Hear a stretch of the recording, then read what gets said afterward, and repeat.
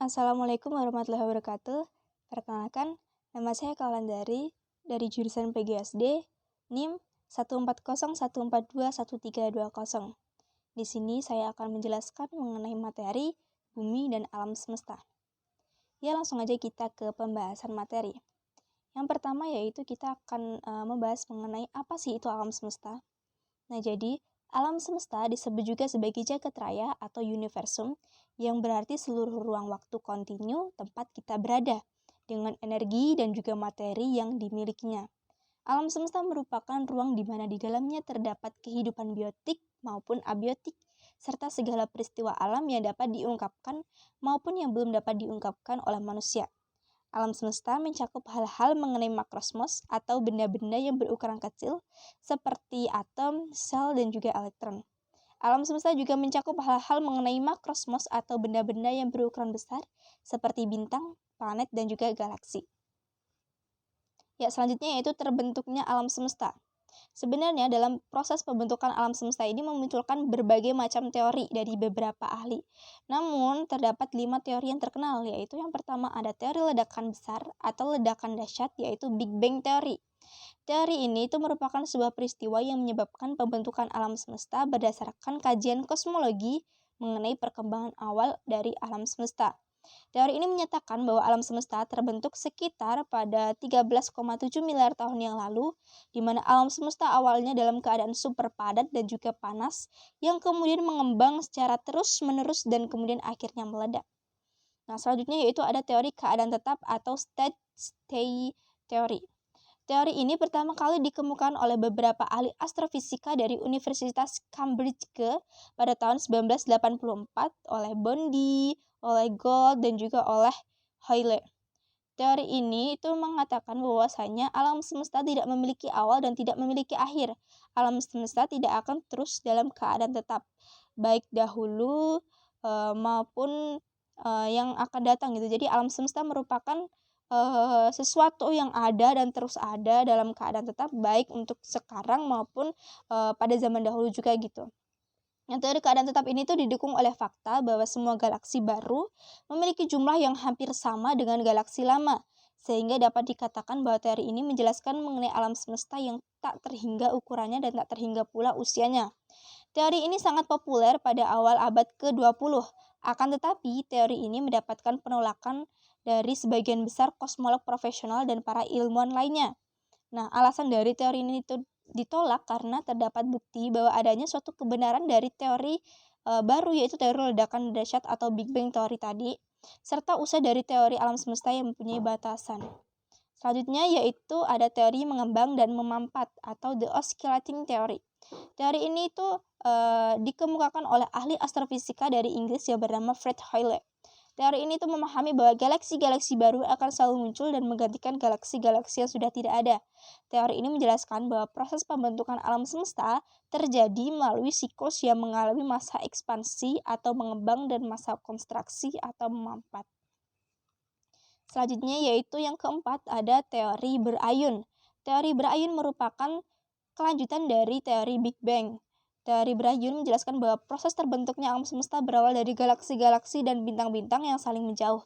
Setelah itu galaksi dan bintang akan semakin melambat dan berhenti hingga mengkerut akibat adanya gaya gravitasi. Kemudian materi-materi itu akan memadat dan meledak. Nah, materi-materi yang meledak akan rusak dan berubah tatanannya. Proses perlambatan yang terjadi pada teori ini tuh memunculkan hipotesis yang menyatakan bahwa alam semesta tidak bertepi dan tidak ada batasannya. Nah, yang terakhir yaitu ada teori alam semesta kuantum. Teori ini diciptakan pada tahun 1966 oleh William Lane Craig. Teori ini tuh mengungkapkan bahwa alam semesta yang sudah ada dari awal akan terus ada sepanjang masa. Teori ini tuh menyatakan bahwa alam semesta tidak memiliki ruang hampa. Secara sekilas, teori alam semesta kuantum sama dengan teori keadaan tetap. Ya, selanjutnya, anggapan tentang jagat raya yang pertama ada egosentris yang menyatakan bahwasanya manusia sebagai pusat dari alam semesta. Ada juga anggapan geosentris yang menyatakan bahwasanya bumi sebagai pusat alam semesta. Ada juga anggapan heliosentris yang menyatakan bahwasanya matahari sebagai pusat alam semesta. Selanjutnya yaitu komponen alam semesta. Yang pertama ada bintang. Bintang merupakan benda langit yang memancarkan cahaya yang disebabkan oleh reaksi fusi nuklir yang menghasilkan energi yang terdapat pada intinya. Nah, kemudian ada galaksi. Galaksi ini itu merupakan Galaksi itu merupakan sebuah sistem masif yang terikat gaya gravitasi yang terdiri atas bintang, gas, dan juga debu. Galaksi yang ada itu berkisar dari galaksi Kaltei dengan hanya 10 juta bintang hingga galaksi raksasa dengan 100 triliun bintang. Galaksi Kaltei itu adalah galaksi kerdil atau galaksi yang kecil. Nah, kemudian tiap galaksi itu memiliki jumlah sistem bintang dan gugus bintang yang beragam. Demikian juga dengan jenis awan antar bintang yang ada dalam galaksi. Galaksi-galaksi tersebar medium antar bintang berupa gas, debu, dan juga sinar kosmis. Nah, bentuk-bentuk galaksi seperti gambar di sini ada Barth spiral, ada irregular, ada spiral, dan pachycular, ada elliptical, dan lenticular. Oke, selanjutnya yaitu tata surya. Tata surya merupakan kumpulan benda langit yang terdiri atas sebuah bintang yang disebut matahari dan sebuah objek yang terikat oleh gaya gravitasi. Dalam tata surya itu terdiri atas matahari, 4 planet bagian dalam, sabuk asteroid, 4 planet bagian luar, dan di bagian terluar dari tata surya terdapat sabuk Kuiper dan juga piringan yang tersebar. Selanjutnya yaitu teori terbentuknya tata surya atau teori munculnya terbentuknya dari bumi sebagai planet. Yang pertama ada teori nebulasi atau teori kabut.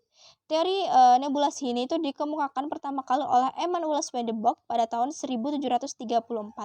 Kemudian disempurnakan oleh Immanuel Kant pada tahun 1775 dan dikembangkan oleh Pierre Masque de Laplace pada tahun 1796. Teori ini lebih dikenal sebagai teori nebula Kant dan Laplace, yang menyebutkan bahwa pembentukan tata surya berasal dari kabut raksasa yang terbentuk dari gas, es, dan debu yang disebut sebagai nebula, dan unsur gas yang sebagian besar yaitu hidrogen. Gaya gravitasi menyebabkan kabut menyusut dan berputar dengan arah tertentu. Kemudian suhu kabut memanas dan akhirnya menjadi bintang raksasa atau matahari. Matahari raksasa akan terus menyusut dan berputar semakin cepat, yang kemudian cincin-cincin gas dan es terlontar ke sekeliling matahari. Karena gravitasi gas tersebut memadat dengan penurunan suhu dan membentuk planet dan dalam dan juga planet luar. Jadi karena gravitasi gas-gas kemudian memadat dan suhunya menurun kemudian membentuk planet dalam dan juga planet luar. Nah, selanjutnya itu teori planetesimal. Teori ini tuh dikemukakan oleh mahasiswa dari Universitas Chicago pada tahun 1900 yang bernama Forrest Moulton dan Thomas Kammerlin. Teori ini mengatakan bahwa tata surya itu terbentuk akibat adanya bintang lain yang melintas di ruang angkasa dengan cepat dan berada dekat dengan matahari. Kedekatan tersebut menyebabkan terjadinya tonjolan pada permukaan matahari. Efek gravitasi bintang mengakibatkan terbentuknya dua lengan spiral yang memanjang dari matahari. Sementara, sebagian besar materi tertarik kembali dan sebagainya tetap di orbit, kemudian mendingin dan memadat, dan setelah itu menjadi benda-benda berukuran kecil atau disebut dengan planetesimal, sedangkan benda-benda yang berukuran besar disebut dengan protoplanet. Objek-objek tersebut kemudian bertabrakan dari waktu ke waktu, kemudian membentuk planet dan bulan. Sementara sisa-sisa materi lainnya itu menjadi komet dan juga asteroid. Nah, selanjutnya yaitu teori kabut asap atau teori kabut gas atau teori awan debu. Nah, teori ini tuh dikemukakan oleh Kuiper pada tahun 1950 dan oleh Van Weizsäcker pada tahun 1945. Teori ini menyatakan bahwa tata surya berasal dari awan yang sangat luas yang terdiri dari debu dan gas. Kemudian adanya ketidakaturan dalam awan tersebut menyebabkan terjadinya penyusutan karena gaya tarik-menarik dan gerakan perputaran yang sangat cepat dan teratur sehingga terbentuklah piringan seperti cakram. Inti cakram itu akan menggelembung kemudian menjadi matahari, sedangkan bagian pinggirnya berubah untuk menjadi planet-planet. Nah, selanjutnya yaitu ada teori tidal atau teori pasang surut. Teori tidal ini itu dikemukakan oleh James Jeans pada tahun 1917. Teori ini tuh menyatakan bahwa planet dianggap terbentuk karena mendekatnya bintang lain kepada matahari yang hampir bertabrakan dan menyebabkan tertariknya sejumlah besar materi dari matahari dan bintang oleh gaya pasang surut bersama mereka gitu. Nah, tapi seorang astronom Harold Jeffreys itu membantah bahwa tabrakan yang demikian itu hampir tidak mungkin terjadi. Bahkan tidak hanya astronom Harold Jeffreys, tapi juga ada astronot Henry Norris Russell yang tidak setuju dengan teori tidal. Kemudian selanjutnya yang terakhir ada teori bintang kembar. Teori bintang kembar dikemukakan oleh seorang astronom berkebangsaan Inggris pada tahun 1930 yang bernama Lyttelton. Teori bintang kembar memberikan penjelasan mengenai pembentukan tata surya berdasarkan teori benturan. Teori ini menguatkan bahwa awalnya matahari merupakan bintang kembar yang saling mengelilingi. Kemudian pada suatu masa ada bintang lain yang melintas dan menabrak salah satu dari bintang kembar tersebut. Kemudian menghancurkannya menjadi bagian-bagian kecil yang terus berputar dan mendingin menjadi planet-planet. Sedangkan matahari satu yang tidak bertabrakan dan hancur tadi menjadi mataharinya. Nah, selanjutnya yaitu bumi. Bumi merupakan satu-satunya planet dengan makhluk hidup yang ada di dalamnya. Bumi memiliki massa 5,97 kali 10 pangkat 24 kg. Diameter bumi itu 12,8 km. Kemudian bumi juga memiliki jarak rata-rata dari matahari 150 juta kilometer. Bumi hanya memiliki satu satelit yaitu bulan. Periode revolusi bumi 365,25 hari dan periode rotasinya 23 jam 56 menit dan 4 detik. Suhu permukaan pada bumi juga mencapai 284 Kelvin. Nah, selanjutnya yaitu struktur lapisan bumi. Ada kerak bumi atau crust, ada mantel bumi atau mantle, kemudian ada inti luar atau outer core, dan juga ada inti dalam atau inner core. Yang pertama itu kerak bumi. Kerak bumi merupakan bagian terluar dari lapisan bumi yang terbagi menjadi dua, yaitu kerak benua dan kerak samudra. Kerak benua mempunyai ketebalan 20-70 km, sedangkan kerak samudra memiliki ketebalan 5-10 km. Penyusun utama kerak benua adalah granit, sedangkan penyusun utama kerak samudra adalah batuan basalt yang memiliki struktur lebih padat daripada granit. Nah, kemudian ada mantel bumi. Mantel bumi ini terletak di antara kerak dan inti, jadi berada di tengah-tengah. Mantel bumi merupakan batuan yang mengandung silikon dan magnesium dengan suhu kurang lebih 1500 sampai 3000 derajat Celcius. Lapisan ini tuh berfungsi untuk melindungi bagian dalam bumi. Nah, di lapisan mantel bumi ini terdapat litosfer, astronosfer, dan juga mesosfer. Kemudian inti bumi. Nah, inti bumi itu dibagi menjadi dua, inti luar atau outer core dan inti dalam atau inner core. Nah, untuk inti luar bumi memiliki ketebalan sekitar 2000 km dan terdiri atas besi cair yang suhunya mencapai 2200 derajat Celcius. Sedangkan inti dalam bumi merupakan pusat bumi yang berbentuk bola dan memiliki diameter sebesar 2700 km dan memiliki suhu mencapai 4500 derajat Celcius. Ya, selanjutnya yaitu rotasi dan revolusi bumi. Rotasi dan revolusi bumi. Jadi bumi itu berotasi dan berevolusi. Bumi berputar pada porosnya atau disebut dengan rotasi bumi. Nah, selain berotasi, bumi juga bergerak mengelilingi matahari atau yang disebut dengan revolusi. Waktu yang diperlukan bumi untuk berotasi setiap satu kali mengitari porosnya itu adalah 1 hari 24 jam. Tempatnya yaitu 23 jam 56 menit 4,09 detik. Kemudian arah rotasi bumi adalah dari barat ke timur atau biasa disebut dengan arah timur. Sedangkan arah revolusi bumi itu berlawanan dengan arah jarum jam, yaitu bergerak dari arah timur ke barat. Satu kali revolusi bumi memerlukan waktu 362,25 hari atau tepatnya 365 hari, 6 jam, 9 menit, dan 10 detik.